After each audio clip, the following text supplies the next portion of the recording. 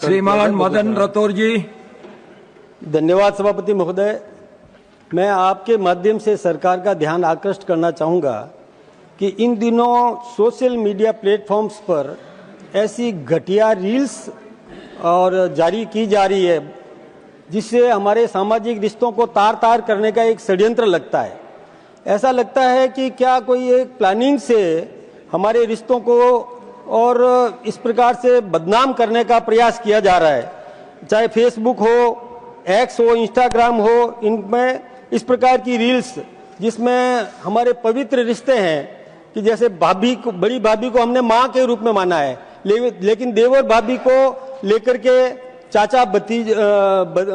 चाची भतीजा को लेकर के और इस प्रकार के ऐसे और रील्स बना करके और सोशल मीडिया पर डाला जा रहा है। अनचाहे लोगों को और देखने के लिए मजबूर कर रहे हैं। नाबालिग नौजवान या बच्चे और उसकी ओर आकर्षित होते हैं जिससे हमारा सामाजिक रिश्ते बदनाम हो रहे हैं।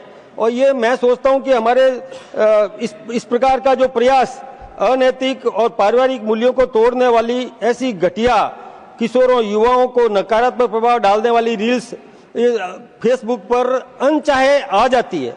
इसलिए मैं ये निवेदन करना चाहूंगा कि इस पर कठोर कानूनी कार्रवाई की जानी चाहिए। ऐसी रील्स को बनाने वालों को दंडित किया जाना चाहिए और जो इसको और दिखाने का काम करते हैं इसका बहुत बड़ा दुष्प्रभाव भी पड़ता है। महिलाओं का अशोभनीय चित्रण भी करते हैं, प्रेम संबंध पारिवारिक रिश्तों का गलत और भ्रामक प्रस्तुतिकरण।